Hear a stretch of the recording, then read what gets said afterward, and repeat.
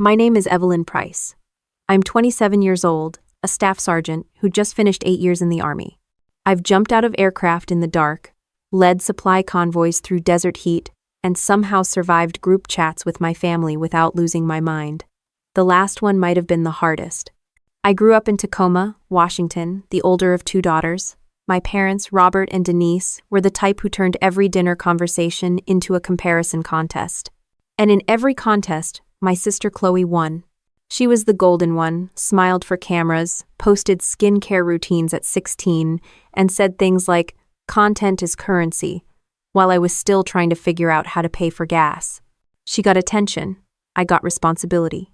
They called me the reliable one, which sounded like a compliment until I realized it meant the one we can ignore. When I enlisted at 19, they said, "That's great, honey." Like I'd announced I was joining a weekend hiking club. Chloe posted a crying selfie about how much she'd miss her big sis, tagged 3 brands, and got 12,000 likes. I got a standard issue duffel bag and a flight to Fort Benning. Military life taught me 2 things. People show their true colors when things get hard, and silence is a weapon. I learned to fold my feelings as neatly as my uniforms. If I wanted something done right, I did it myself. Meanwhile, Chloe built her online empire of filtered sunsets and discount codes. She'd call me from hotel balconies, sipping green juice, saying things like, "You should really think about your personal brand." I'd tell her my brand was survival. She didn't laugh. During my 3rd year, I got deployed overseas. I called home once every few weeks, trying to sound cheerful through the static. Mom always asked about the food. Dad asked if I was meeting anyone. Chloe asked if she could borrow my Jeep while I was gone.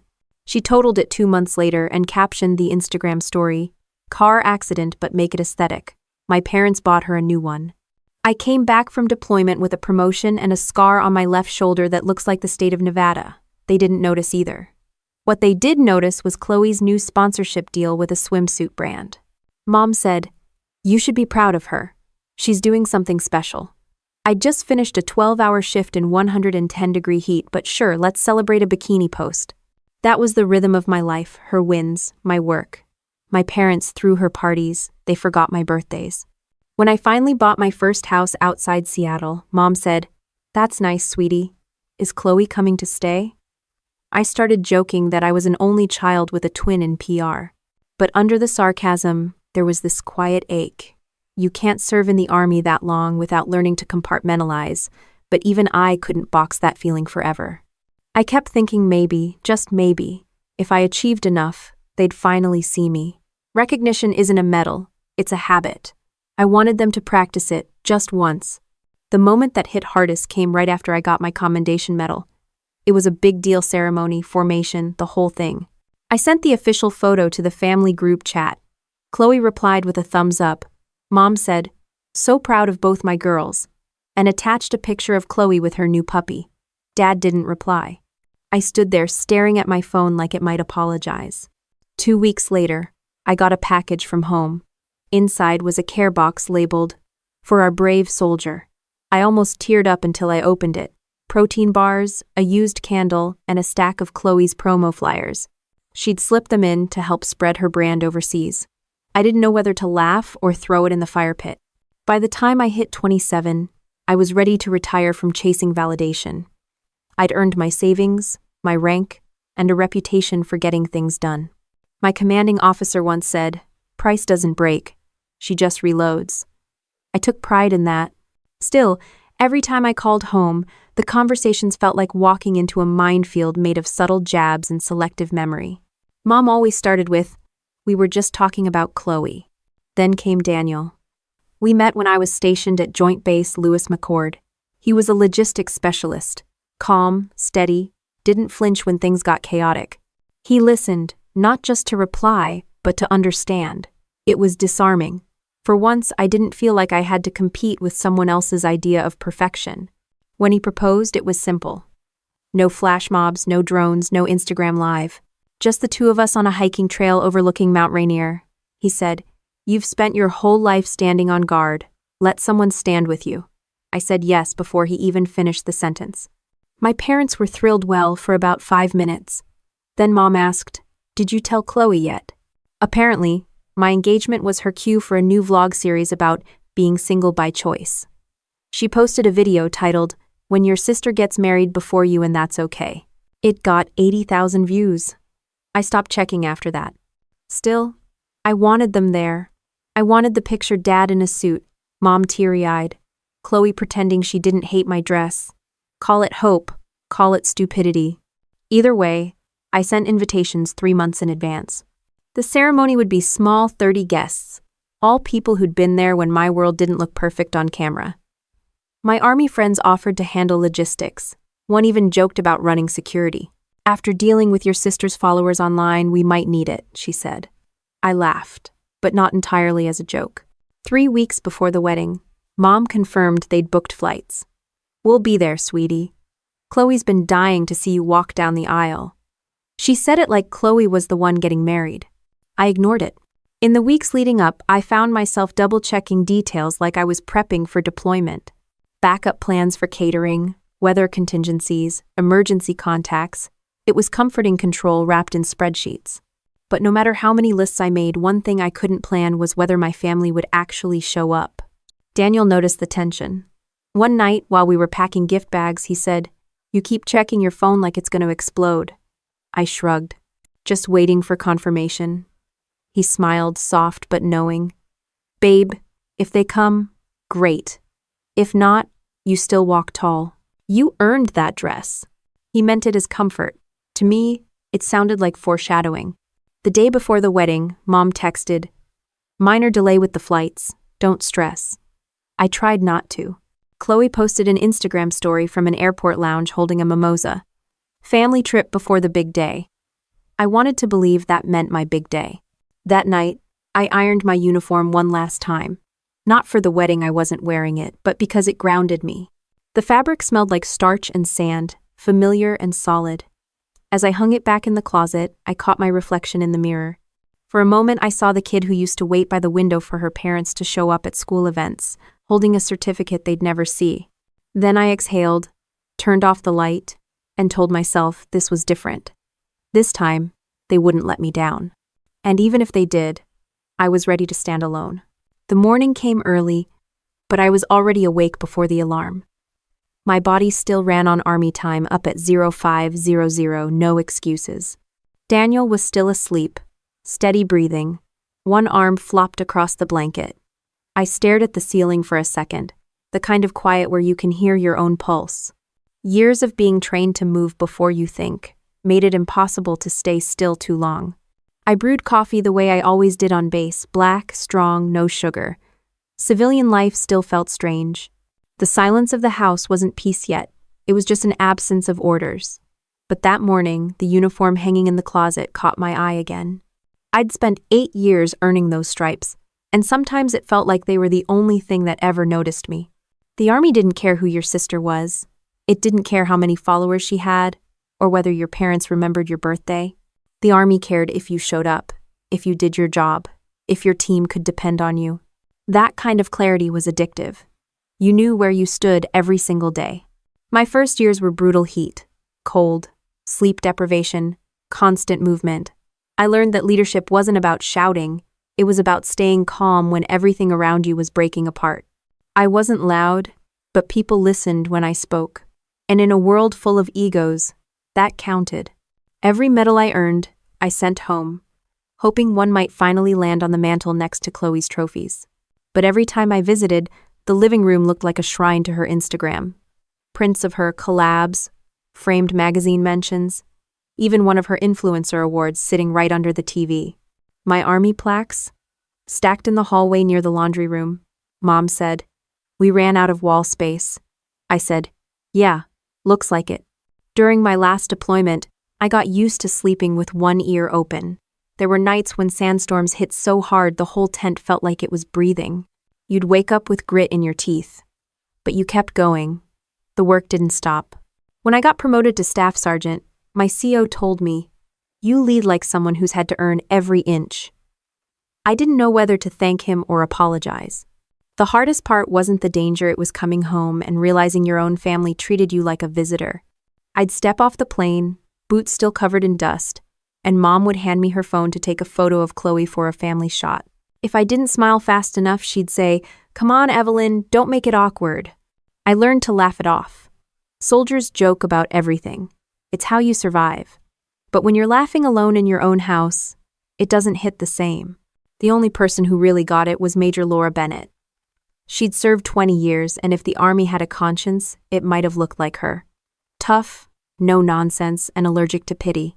One night, after a long ops meeting, she said, "You keep giving everyone else your discipline, but who gives you theirs?" I didn't have an answer.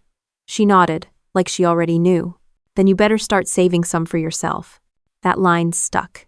It came back to me years later when the people I thought I owed loyalty to turned it into a weapon. After I left active duty, I went into the reserves and started planning civilian life. Steady job, stable routine, no sand in my boots. Daniel was working private logistics in Seattle, so I found an apartment halfway between his job and the base. It was small but clean, and for once, every picture on the wall was mine. The transition wasn't easy. People loved the idea of supporting veterans, but they didn't want the part where you still woke up sweating at 4 a.m. or flinched when a door slammed. So I filled the silence with structure. Running, budgeting, meal prep, it all made sense.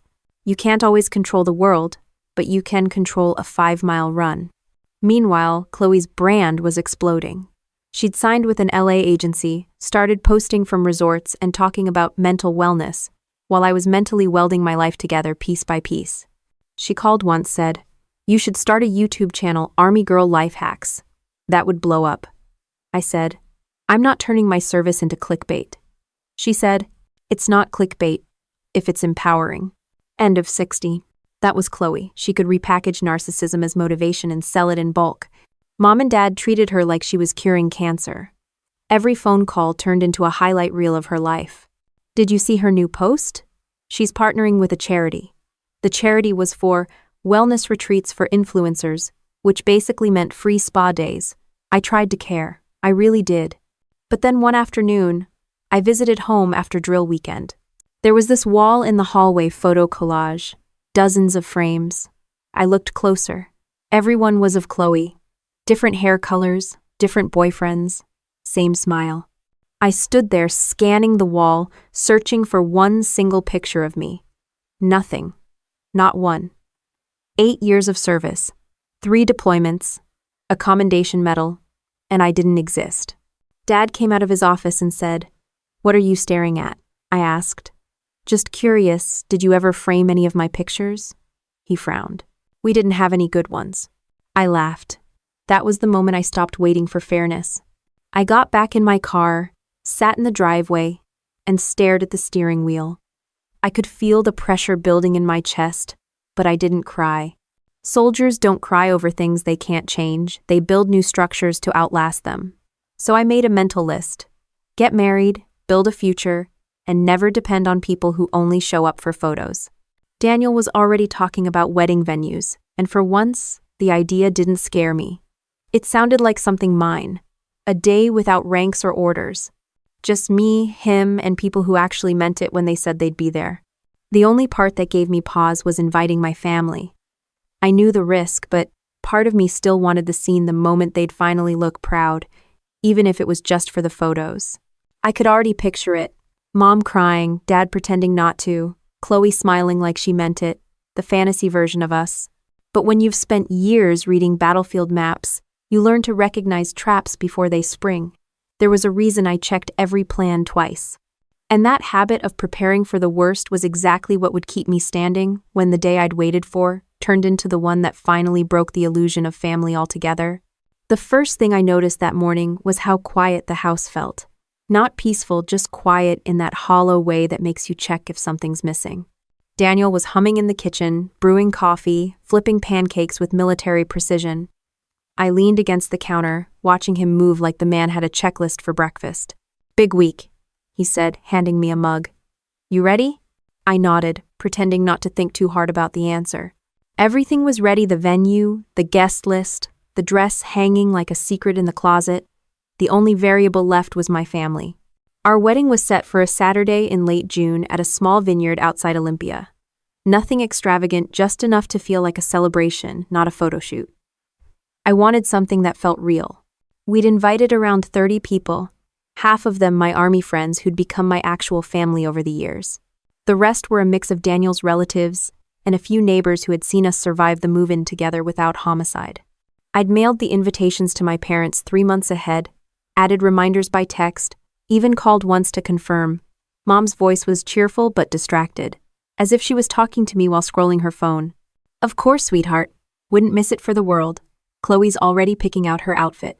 That last part made me nervous. Chloe picking an outfit for my wedding was like asking a raccoon to guard your lunch. The weeks passed fast. Between finalizing guest lists and managing work, I barely slept. Every time I crossed something off the to-do list, 2 more things popped up. The military had taught me logistics, but civilian events were their own kind of battlefield. At least soldiers followed orders, florists did not. 3 weeks before the wedding, Mom texted me a photo. The 3 of them at a travel agency. "Don't worry," the caption read. "We'll fly out early to make sure everything's smooth." I stared at the picture, Chloe in sunglasses, holding a green smoothie, smiling like the world had been built for her convenience. Something about it felt rehearsed. The following week, when I called to confirm their arrival, Mom said, "Actually, your father's trying to adjust our itinerary. Chloe's sponsor trip might overlap, but we'll make it work." I stopped stirring my coffee. Sponsor trip? She got invited to a brand retreat in Hawaii just a few days. It's a great opportunity, but don't worry, we'll be there. Promise. It wasn't the first time I'd been told don't worry by people who always gave me a reason to. The day before the wedding, I checked my phone every hour. No flight confirmations, no messages, just Chloe's Instagram stories. Family getaway before wedding week. Tagged at Honolulu Airport with an emoji I won't repeat. I told myself maybe it was a layover. Maybe the flights lined up differently. Maybe logic still applied in my family's universe. That night, I sat on the bed in my hotel room, scrolling through the itinerary. My dress hung on the door, the same shade of ivory as the sand Chloe was currently photographing her feet in. At midnight, a message popped up in the family group chat. "Mom, flight delay. We'll update you in the morning. So proud of you, honey." And a 6. A small relief, until 5 minutes later, Chloe posted another story. A cocktail with the caption, "Finally relaxing." The location tag still said Oahu. I stared at the screen so long the brightness dimmed itself. There was nothing to do but turn off the phone and focus on what I could control showing up, no matter who didn't. Morning came fast. My bridesmaids, all Army women, were a mix of calm and chaos. Sergeant Kim, my maid of honor, had already taken control of the logistics. Venue secured, weather clear, groom accounted for. "We're good, Staff Sergeant." "You're not allowed to call me that today," I said. She grinned. Force of habit. The vineyard smelled like fresh-cut grass and champagne. Rows of white chairs gleamed under the canopy. 5 of them, front and center, had little name cards, reserved for the Price family. When the music started, I took Daniel's arm and walked down the aisle. The guests stood, smiling, clapping softly. My eyes scanned the front row, the 5 seats reserved for my family, marked by the little name cards, each one empty. For a moment, it didn't register. Then I saw something that made it real. Chloe's newest story, posted mid-ceremony. A palm tree, a beach chair, the caption, "Family time is everything." My lips moved through the vows, the "I do," the kiss, the applause. The photographer shouted directions, and I posed where he told me. But inside, it felt like I was watching someone else's wedding through glass. After the photos, people hugged me, congratulated me, said things like, "You must be so proud." I nodded, smiled, thanked them. Pride wasn't what I felt. It was closer to numbness, like standing in the middle of applause you couldn't hear. Then, just as we were cutting the cake, my phone buzzed in my purse. Once, twice, then continuously. I glanced at the screen. 31 missed calls from Dad. I-9. No texts, no apologies. Just 2 words in all caps. "Come home." I locked the screen, slid the phone back into my bag, and took another bite of cake. Daniel looked at me, brow furrowed, but I shook my head. Not here, not now. For the rest of the night, I danced like I wasn't waiting for an explanation that would never make sense. And when the music slowed and the crowd thinned, I slipped out onto the balcony overlooking the vineyard. My phone buzzed again in my hand, but I didn't answer. Sometimes silence says more than confrontation ever could, and that silence, heavy and deliberate, was about to become the loudest thing I'd ever said to my family. The day after the wedding, the house was still littered with flowers and empty champagne bottles. Daniel was on the couch, answering thank you texts from guests, while I sat at the kitchen table staring at my phone. 37 missed calls from my dad. It looked less like concern and more like an alert. By noon, I decided to face it. I called him back, already bracing for whatever excuse was coming. He answered on the first ring. "Evelyn, finally," he said. No apology, no congratulations, just irritation. "Everything okay?" I asked, my voice flat. "You need to come by the house," he said. "It's important." "What's important?" "We'll talk when you get here." That tone, the command that expected obedience, was one I knew too well. I'd heard it from drill sergeants, but at least they'd earned it. Daniel looked up from his phone. "That the general?" he joked. I half smiled. Something like that. The drive to my parents' house felt longer than usual. It wasn't distance, it was the weight of knowing I was about to be asked for something, not cared about. They didn't call me home for sentiment. They called when they needed a fix. The front door was unlocked. Inside, the air smelled like lemon cleaner and tension. Mom was at the table, pouring coffee into 3 mugs. Dad sat beside his laptop, spreadsheets open like he was running a board meeting.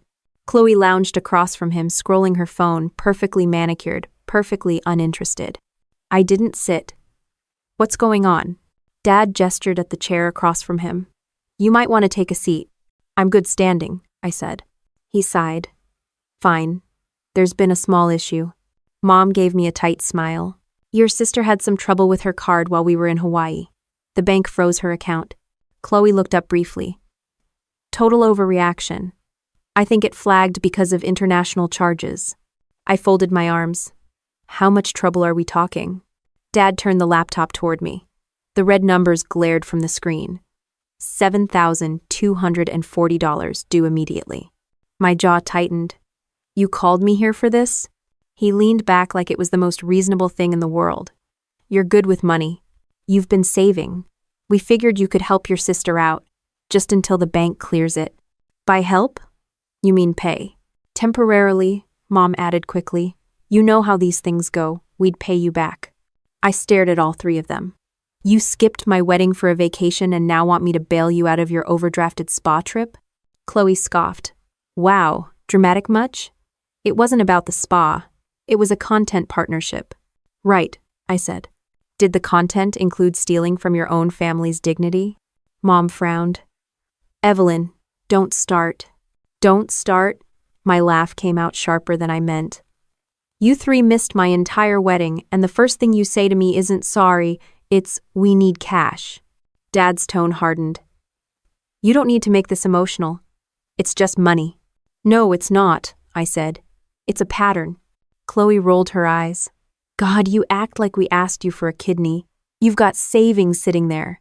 Why not help your own sister?" I looked right at her. "Because I earned it. You didn't." The silence that followed was tight and sour. Dad finally spoke, trying for diplomacy. "We've always supported each other as a family. That's what family does." I took a slow breath. "No. What family does is show up when it matters. You didn't. You made your choice." Mom's voice rose. "Don't talk to us like we're strangers." I met her eyes. "Then stop acting like them." Dad's jaw clenched. "We're not asking. We're telling you what needs to happen." That was the moment something in me snapped. Not in anger, but in clarity. I'd spent my whole life following orders, obeying rules, earning respect. But this wasn't the army. This was emotional blackmail, dressed up as family duty. I pushed the chair back slowly. "No." Dad blinked. "What do you mean, no?" "I mean, you'll have to figure it out without me. You can call your travel agent, your bank, or whoever sponsored your little influencer getaway, but my account isn't your safety net." Mom gasped. "Evelyn, don't be selfish." That word landed like a grenade. Selfish. The one they used every time I refused to play savior. I looked at her and said quietly, "You don't get to call me selfish for finally protecting what's mine." Chloe huffed. "Fine. Don't help, but don't act surprised when no one wants to deal with your attitude. RD. I turned for the door. You already stopped dealing with me the day you chose a beach over your daughter's wedding. Dad stood. You walk out now. You're walking out on this family. I paused at the doorway. No, I'm walking away from being used. I drove home with the windows down, letting the cold air sting my face. My hands were tight on the wheel, but not from anger, just a strange calm. The kind that comes after you've stopped negotiating with people who mistake your silence for consent. When I got back, Daniel was waiting on the porch, leaning against the railing with 2 beers. Well? He asked. I took one, cracked it open. They wanted money. He exhaled through his nose, half amused, half disgusted. Of course they did. I nodded. I said no. That a first? Feels like it. We sat there drinking in quiet. The sky had that post-storm glow, washed out and clear. Somewhere down the street, a dog barked and a car alarm chirped, both faint and ordinary. It felt good to just exist in something normal. Later that night, after Daniel fell asleep, I lay staring at the ceiling again. The day replayed in flashes, their faces, their tone, the way Dad's voice shifted from casual to commanding. I'd seen that look before from officers who thought rank meant ownership. I checked my phone. Nothing new. No apology. No follow-up. Just static silence. I should have felt relief, but a small part of me couldn't shake the sense that this wasn't over. People like my parents didn't accept no as a final answer. They treated it like an obstacle to work around. Still, I closed my eyes and made a decision I should have made years ago. I wasn't going to keep fixing their mistakes. Not financially, not emotionally, not ever again. And for the first time in a long while, I fell asleep without setting an alarm because tomorrow, I didn't owe anyone my time, my money, or my obedience. The morning after that confrontation, I woke up to sunlight spilling across the bed and the sound of Daniel in the kitchen. He was making coffee again, humming something off-key. For a few minutes, I almost believed things were normal. Then I checked my phone. A voicemail from an unknown number. The voice on the other end was crisp, professional, and way too polite to be good news. Good morning, Miss Price. This is Allison from First Pacific Credit Union's fraud department. We're calling to confirm a recent transfer request from your checking account, $7,240 initiated this morning. Do you authorize this payment? I replayed it twice, trying to make sense of the words. I hadn't made any transfers. My account was locked tighter than a weapons locker. The only person who'd ever had access years ago was my dad. Back when I was 16, he'd insisted on linking my banking so he could help track my spending. I'd never changed it. It hadn't mattered until now. My chest tightened. I called the bank immediately. The representative verified my identity, then confirmed what I already feared. The attempt came from an IP address in Bellevue, my parents' house. Do you want to report this as unauthorized activity? She asked. Yes, I said. My voice didn't even shake. Freeze everything. Reset all credentials. No one has permission but me. The rest of the call blurred into procedural steps: reset passwords, enable 2-factor authentication, verify devices. My training kicked in. Assess, secure, contain. I wasn't angry yet, just methodical. Daniel leaned in the doorway, holding a mug. Everything okay? I stared at the screen.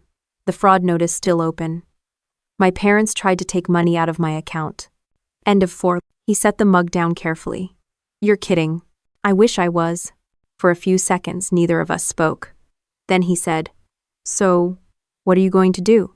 I looked up at him. What I've been trained to do.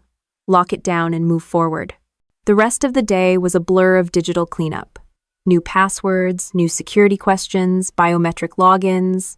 I even changed my PIN at the ATM just to feel the physical confirmation of control. Every click felt like reclaiming ground I didn't realize I'd lost. At one point, I opened the old folder on my laptop labeled Family. It was full of scanned tax forms, joint account information, even copies of insurance records I'd shared with them years ago when I was deployed. I deleted every file. Watching them vanish from my desktop felt better than I expected. By the time evening came, I'd secured everything. The bank had flagged the attempted transfer as fraud. No funds lost. My parents hadn't just crossed a line, they'd trampled it. When I finally called my mom, I didn't lead with pleasantries. Did you or Dad try to access my bank account? She paused. That tiny beat of silence told me everything. Evelyn, don't be so dramatic. It wasn't malicious. Your sister needed help. You weren't answering. You figured you'd just take it. Her sigh was sharp. You're her sister. You have savings. We're family. Families help each other. No, I said steady. Families ask. Thieves take. Don't talk to me like that, she snapped. You've always been so rigid about money. We did what we had to. I almost laughed. You mean what you wanted to? She went quiet, then said, We've always said you need to be less controlling. And I've always said boundaries aren't control, they're survival. There was muffled conversation in the background, then my dad's voice. If you're done throwing accusations, maybe remember who raised you. I didn't respond. I hung up before he could finish. The room was silent, except for the low hum of the fridge. My pulse was steady, but my hands were shaking. I wasn't angry in the screaming way. I was angry in the cold way. The kind that doesn't burn, it freezes. Daniel didn't say anything when he came into the room.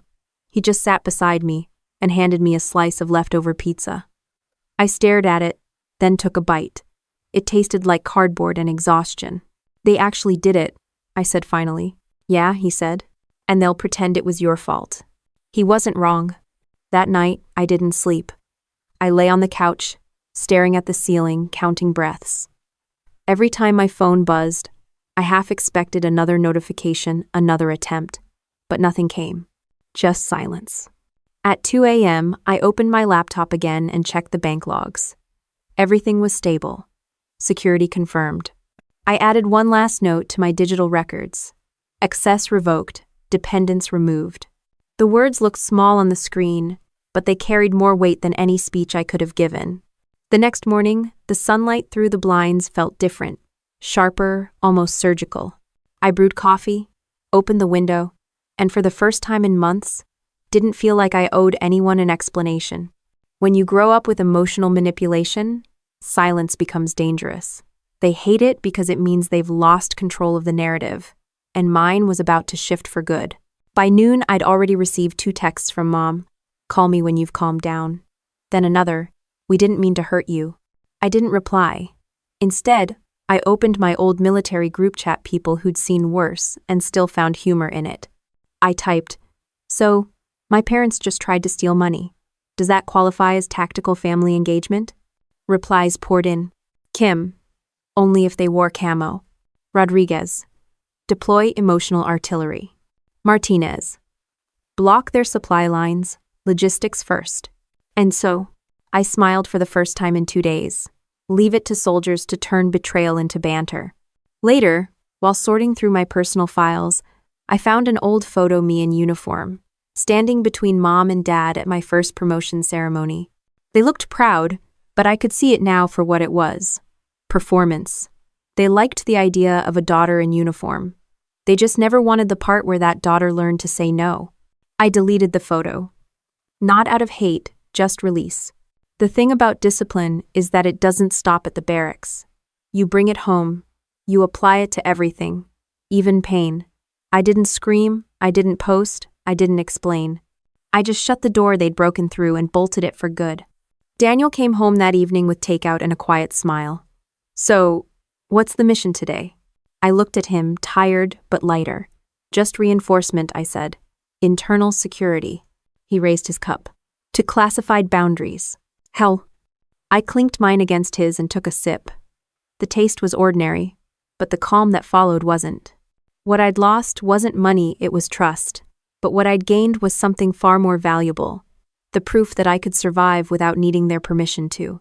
And for the first time, the word family stopped feeling like an obligation and started feeling like a choice.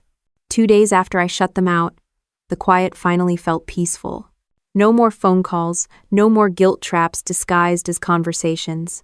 Daniel had gone back to work, and the house smelled like fresh coffee and new beginnings. For a second, I thought maybe that was it, that I could just move on. Then Kim texted me a link with 3 words. You need this. The video loaded before I could brace myself. There she was, Chloe, perfect lighting, soft music, a tear just barely threatening to fall. Her voice cracked in that way influencers practice in mirrors. "I've always believed families should support each other," she said, staring straight into the camera. "But some people only care about control. Sometimes even your own sister can't stand to see you happy." My jaw tightened. I didn't have to finish watching to know where it was going, but I did. She spun the whole story, her dream trip that I'd supposedly ruined, how she'd reached out for help, and I'd cut her off. She painted herself as the heartbroken younger sister abandoned by the cold, unfeeling army vet. The comments section was a circus. Some people never want to see others shine. She's jealous, clearly.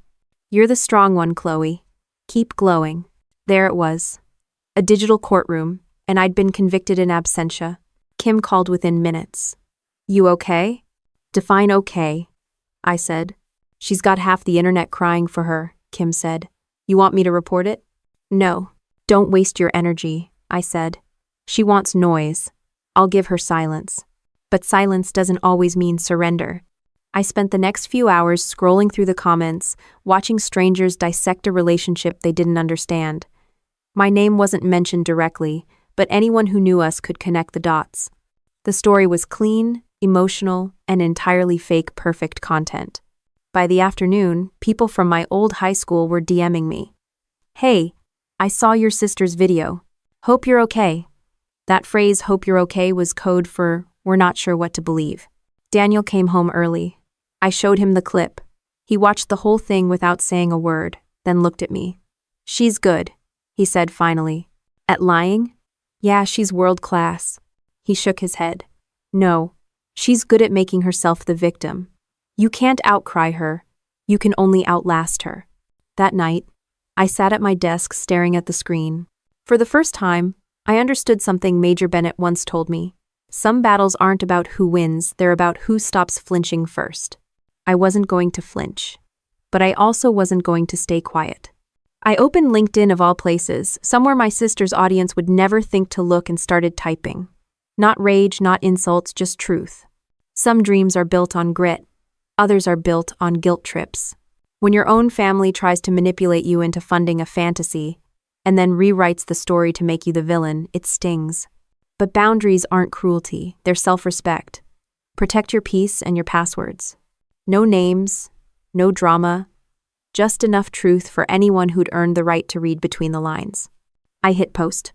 Within hours, it spread. Comments from other veterans, professionals, strangers who'd lived their own versions of betrayal. "Thank you for saying this." "Asshole. I thought I was the only one." This hit harder than I expected. By morning, it had a few thousand reactions. Chloe's followers mocked it at first. Imagine subtweeting your sister on LinkedIn. But they were drowned out by people who understood. Real people. The kind who don't measure worth in likes. At breakfast, Daniel handed me his phone. "You're trending on a professional network. That's new." I laughed. Guess trauma pairs well with clean formatting. And quote, "Hey," he said, "whatever it takes." Around noon, my family group chat lit up for the first time since the wedding. "Mom, that post was uncalled for." "Dad, we don't air private matters online." "Chloe, congrats on your 15 minutes, you always wanted attention." I muted the chat. They'd never understand that this wasn't attention, it was accountability. By late afternoon, a message came through from an unknown number. It was Major Laura Bennett. "Price, saw your post." That took guts. Don't let them pull you off mission. When people lose control of you, they'll try to control your reputation instead. I stared at the message for a long time. That one line, "control your reputation instead," was exactly what Chloe was doing. She wasn't content with taking my money or my spotlight. She wanted to rewrite who I was. But the thing about truth is, once you tell it, you don't have to defend it. That weekend, I stayed offline. Daniel and I drove out to the coast, somewhere with no cell service, no notifications, just waves and wind. I left my phone in the glove box. For 2 days, I didn't think about followers or family. Just air, salt, and silence. When we got back Sunday night, my phone was a minefield of missed calls and messages. Most were supportive. A few weren't. One was from Mom. "You embarrassed this family." I didn't respond. The family had embarrassed itself long before I said a word. Kim texted again. "You coming to drill next month?" "Wouldn't miss it." "Good. The team's got your back. Real family does. That hit harder than I expected. The army wasn't perfect, but it had given me something my blood relatives never had: people who stood where they said they would. Monday morning, I walked into work like nothing had happened. My coworkers didn't mention the post, but I could feel the shift. The quiet respect that comes from someone surviving something messy without turning it into a spectacle. At lunch, my supervisor, a calm woman named Karen, stopped by my desk. "That post of yours?" she said. "Good message. A lot of people needed to hear that." "Thanks," I said. She nodded. Boundaries are underrated. After she left, I leaned back in my chair, staring at my screen. Chloe was probably already filming another video, repackaging the drama, playing the victim. But for once, I didn't care. I wasn't in her audience anymore. When I got home that night, Daniel had dinner waiting, nothing fancy, just pasta and quiet, the kind of normal you start to crave after chaos. We ate on the couch, Milo, the neighbor's cat, pressed against the window like a furry spectator. I thought about calling my mom, explaining myself, clearing the air, but then I realized I didn't owe an explanation to people who'd never listened. As I rinsed the dishes, Daniel said, "You know what I think?" "What?" "She's gonna keep pushing until you stop reacting completely. That'll drive her nuts." I smiled faintly. "Then I guess I've got a new mission." He raised an eyebrow. "Which is?" "Peace and quiet." "Ambitious goal," he said. I shrugged. "So was surviving my family." He laughed, low and genuine, and the sound felt like relief. The phone buzzed once more on the counter, lighting up with Chloe's name. I let it ring. The sound faded, and the room went still again. That kind of silence, earned, deliberate, and absolute, wasn't emptiness. It was victory. It started like most family chaos does, with a text that looked harmless. "Call me. Now." I ignored it. I was at work, reviewing inventory reports, and had no interest in whatever new emotional grenade they were about to lob. But the second message came before I could even finish typing an email. "You need to fix this, right now." I finally opened it. It was from my cousin Lacey. "Eve, have you seen what your mom posted?" I hadn't, and I should have kept it that way. When I pulled up Facebook, my stomach dropped. There it was, a long, dramatic post from my mother, written like a press release from the land of denial. The first line read, "As a mother, I never imagined my own child would turn against her family this way." She didn't name me directly, but she didn't have to. The details were unmistakable. Our older daughter, military background, estranged after refusing to help her sister. She wrote about betrayal, about losing faith in family values, about how she and my dad had tried everything to help. Every sentence was wrapped in moral victimhood, the kind that made people comment things like, "You raise them right, she'll come around," and "sending prayers for your daughter's healing." Healing? I wasn't sick, I was just done. By lunchtime, the post had over 200 comments and was being shared by relatives I hadn't spoken to in years. I could practically hear the whispers. "Did you hear what Evelyn did?" When Daniel came home that evening, I showed him the post. He read it once, exhaled slowly, then handed the phone back. "She's trying to rewrite the story," he said. "She already did," I said, "and now it's gospel." He shrugged. "You could post a response." "Then, I could," I said, "but then I'd be playing her game." Still, the idea simmered in the back of my head all night. It wasn't about defending myself. It was about reclaiming reality. My mother wasn't just lying, she was performing. She'd turned family dysfunction into theater, and the audience was buying tickets. The next morning, Kim called. "You going to let that sit?" "I haven't decided," I said. "Well, decide soon," she said. "Because if I have to read one more comment about how you abandoned your poor influencer sister, I might show up in your mom's comments with PowerPoint slides." I laughed, but the humor didn't stick. My name wasn't in the post, but my reputation was. And in a world where everyone believes the first version of a story they see online, silence could look like guilt. So I did something my family didn't expect. I called my lawyer. She was a sharp, unflinching woman who'd worked with veterans before. I explained the situation, my mother's post, the video from Chloe, the financial attempt. She listened quietly, took notes, then asked, "Do you want to make them stop, or do you want accountability?" "Both," I said. "Then you'll need documentation." she said. Screenshots, timestamps, financial records. You have all that? I smiled. I'm Army. Of course I do. She laughed softly. Good. Then let's get started. Within days, she drafted a formal cease and desist letter. It wasn't threatening, just factual. Defamation, false claims, financial misconduct. It gave them 72 hours to take everything down or face legal action. I sent it by email, certified mail, and, for good measure, texted Mom a screenshot with a single caption. You wanted attention. Now you have mine. The response came fast. First, a call from Dad. I didn't answer. Then a long text from Mom. This is outrageous. You're blowing things out of proportion. We're family. How could you humiliate us like this? Humiliate them. That was the word that always came up. They didn't care about truth, they cared about appearances. I'd learned that the hard way, growing up. In our house, lies were bad only if they made you look bad. By that weekend, the Facebook post disappeared. No apology, no admission. Just gone, replaced by a quote image that said, "Sometimes letting go is the best revenge." Devin. I almost laughed at the irony. But Chloe wasn't done. She doubled down, uploading a new video slicker, more dramatic, complete with soft piano music. She talked about toxic family dynamics, about being financially gaslit, about watching people change when they think they're better than you. It was performance art, and I was her invisible antagonist. The comments poured in angry, sympathetic, curious. One person wrote, "Her sister sounds like a narcissist." Another said, "You're so brave for speaking your truth." That phrase, "your truth," has to be one of the most dangerous in the English language. It makes lying sound noble. Daniel found me watching it at the kitchen counter. You really going to sit through that whole thing?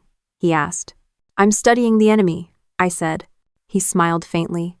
Then you need a better soundtrack. He grabbed the remote and muted the audio. It helped. Watching her gestures without the sound made it easier to see what it really was, a script.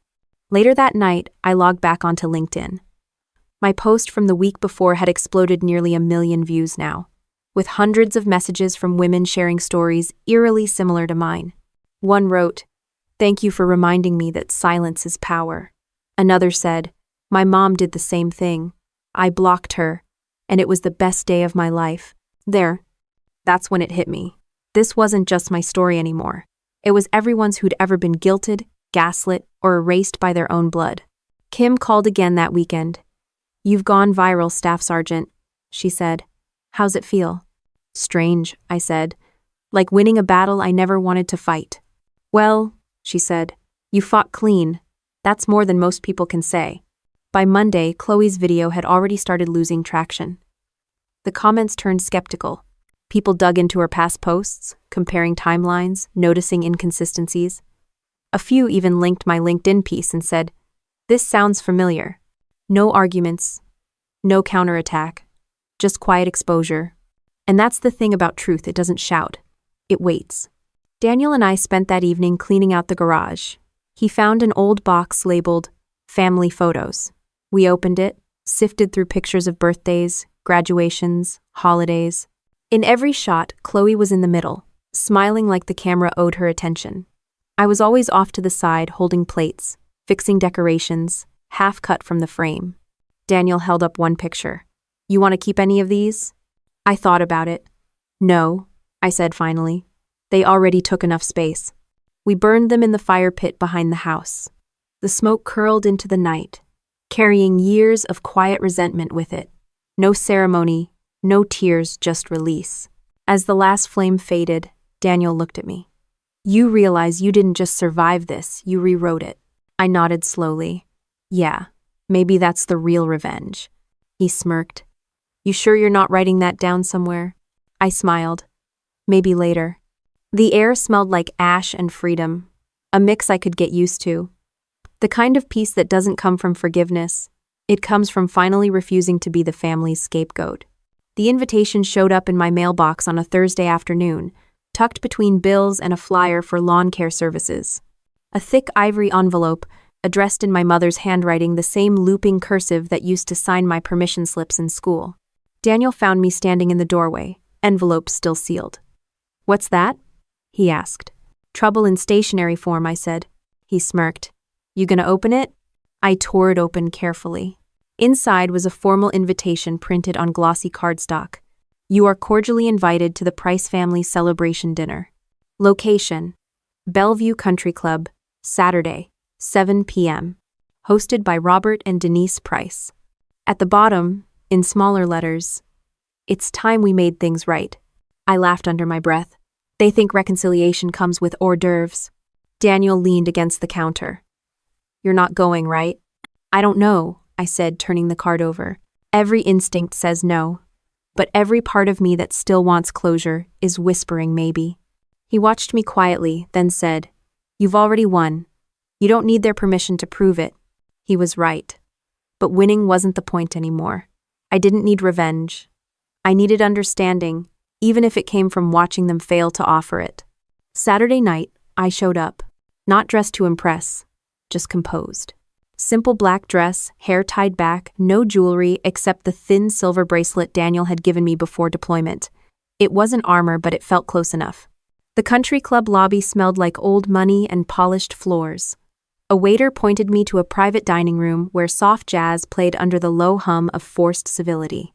My parents were seated at the head of the table. Chloe sat to their right, perfectly styled, scrolling her phone like she was live streaming her redemption arc. I took the empty seat at the far end. Mom smiled like we were strangers at a reunion. "Evelyn, you look lovely." "Thanks," I said flatly. "You look consistent." Dad cleared his throat. "We're glad you came. We thought it was time to put everything behind us." "Which part?" I asked. "The wedding, the bank, or the smear campaign?" Chloe sighed loudly. "God, do you ever stop being dramatic? You act like you're the only one who got hurt." I met her eyes. "Who else lost something, Chloe? Because last I checked, you still have your followers, your brand deals, and apparently your parents' moral support." She leaned back, crossing her arms. "You've always hated that I make more of my life than you do." I almost laughed. "You make content. I make a living. There's a difference." Dad's voice cut in, calm but clipped. "Enough. We didn't bring you here to fight." "No?" I said. "You brought me here to look like you tried." End of tree. Mom pressed her palms together. "Sweetheart, we just want peace. All this noise online, the legal letters, it's unnecessary." "It was necessary," I said, "because that noise started with you." Her smile faltered. "We didn't mean to hurt you. You know how people twist things online." I tilted my head. "You mean when you twist them?" Dad's hand hit the table. The silverware rattled. "That's enough. You don't talk to your mother like that. And then she shouldn't post about me like that," I said, steady but cold. "Respect goes both ways, Dad." The air in the room thickened. The waiter stepped out quietly, probably sensing a live grenade disguised as family dinner. Mom sighed dramatically, like she was the victim in a play. "You've changed, Evelyn. You used to care about family." "I still do," I said. "That's why I stopped letting mine destroy me." For a moment, no one spoke. Even Chloe's phone was silent. Then, of course, she broke it. "You know what your problem is? You think being in the military makes you morally superior, like you're some hero who can judge everyone else." I leaned forward, elbows on the table. "No, Chloe. The difference is, I've seen what loyalty actually looks like. It's not likes, it's not followers, it's people who show up. You could have been one of them." Her jaw tightened. "I did show up. I've always been there for this family." "Vin, you showed up when it benefited you," I said. "That's not loyalty, that's PR." Dad looked between us, exasperated. "We're not doing this here. Evelyn, you came here to talk, so talk." "Fine," I said, straightening. "Here it is. I'm not angry anymore. I'm not hurt either. I just see you clearly now. Every boundary I set, you broke. Every time I tried to earn respect, you turned it into a competition. You raised me to serve everyone but myself. And when I finally learned to stop, you called it betrayal." Mom's voice softened, the fake compassion creeping back. "You don't mean that." "I do," I said quietly. "But don't worry. I'm not asking for an apology. I'm just not giving you another chance to waste one." The silence that followed wasn't hostile, it was empty. The kind that settles when truth drains all the lies out of a room. Mom blinked fast, like she was holding back tears for an audience that wasn't there. Dad reached for his water glass, eyes down. Chloe started typing furiously on her phone, no doubt drafting the next episode of her public martyrdom. I stood up. Dinner was enlightening. Mom looked up sharply. "Where are you going?" "Home," I said. "You know, the one built on honesty." Dad started to speak, but I stopped him with a raised hand. "You can't fix something you don't admit you broke." As I walked out, I passed the waiter in the hall. He gave me a sympathetic nod, the kind reserved for people who've just escaped a car wreck. I smiled faintly. "Table's all yours," I said. Outside, the air was cool and clean. The parking lot was quiet except for the soft click of my heels and the hum of my own pulse. I unlocked my car, sat in the driver's seat, and just breathed. There was no shaking, no tears, just a steady calm that felt unfamiliar but right. When I got home, Daniel was on the porch with a mug of tea. "How was the peace summit?" he asked. "Predictable," I said, sitting beside him. "They wanted control, not closure." He smiled. "And what'd you give them?" "Neither," I said. We sat in silence for a long while, watching the last light fade behind the trees. The world outside was quiet, still, and for once my heart matched it. Daniel reached over, brushed a bit of hair from my face, and said, "You look lighter." I exhaled slowly, maybe because I finally stopped carrying their guilt. "Vren," he nodded. "That's one hell of a load to drop."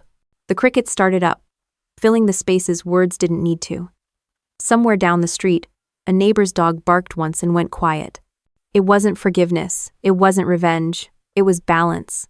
The kind that doesn't need to be announced or proven, it just exists, steady and silent, like a soldier finally standing down. The morning after the dinner, I woke up earlier than usual. The house was quiet, except for the faint hum of the refrigerator and the sound of rain against the window. Daniel was still asleep, one arm draped over the pillow where I used to keep my phone before I learned that peace meant not reaching for it first thing every morning. I made coffee and stood by the window, watching the rain trace paths down the glass. It wasn't dramatic or symbolic. It was just real, an ordinary morning that didn't feel heavy anymore. There were no messages from my family, no follow-ups, no guilt trips, no sudden apologies disguised as olive branches, just silence. For the first time in months, it didn't feel like absence. It felt like freedom.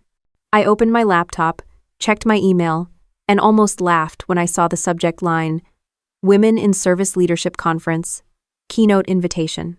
The message was short.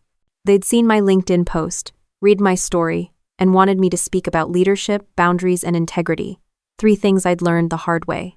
Daniel came into the kitchen rubbing his eyes. "You're up early," he said. "Got an email," I said, turning the screen toward him. He read it and smiled. "Look at that. From black sheep to keynote speaker." I rolled my eyes. "Don't jinx it." "I'm serious," he said. "You've got something worth saying, and the world's finally ready to hear it." Doubly. I didn't answer right away. The idea of standing in front of a crowd and talking about my family made my stomach tighten. But then again, maybe it wasn't about them anymore. Maybe it was about every person who'd been told to stay quiet for the sake of peace. 2 weeks later, I found myself backstage at the Seattle Civic Center, microphone clipped to my blazer, palms slightly sweaty but steady enough. The organizer, a woman named Clara with bright eyes and army-level precision, squeezed my shoulder. "You're up next, Sergeant Price. Just speak from truth." The lights dimmed, and I stepped onto the stage. Rows of faces looked up, veterans, students, professionals, people who probably didn't know anything about me except a headline they'd seen online. I took a breath and started. When I was younger, I thought loyalty meant silence. I thought being the dependable one made me strong. But over time, I learned that sometimes the bravest thing you can do is say, enough. I talked about leadership, not the kind they teach in manuals, but the kind you learn when life forces you to stand alone. I talked about boundaries, about how some people call them selfish just because they stop benefiting from your lack of them. I told them about the 5 empty chairs at my wedding, not as a sob story, but as a moment that revealed who actually belonged in my life. The room was silent in that attentive way that tells you people are really hearing you, not just listening. And here's what I've realized, I said, voice steady now. Family isn't defined by who shares your DNA. It's defined by who shows up, by who respects your no as much as your yes. The army taught me discipline, but life taught me boundaries. And that combination, that's freedom. No. When I finished, there was a pause, then applause, not the polite kind, but the kind that sounds like exhaling after holding your breath too long. Afterward, a few women came up to me in the lobby. One of them, maybe in her late 40s, said, "I left my family last year after my dad drained my savings. I thought I was broken for doing it. Hearing you say it out loud, it helped." I shook her hand. "You're not broken. You're building something better." And 41. That night, I walked out of the Civic Center with Daniel and Kim. The city glowed under the streetlights, wet pavement reflecting the lights like it was alive. Kim nudged me. "You realize you've become the revenge story everyone needed, right?" I laughed. "It's not revenge." She smirked. "Sure it is. It's the quiet kind, the one where you live well enough that no one can rewrite your story again."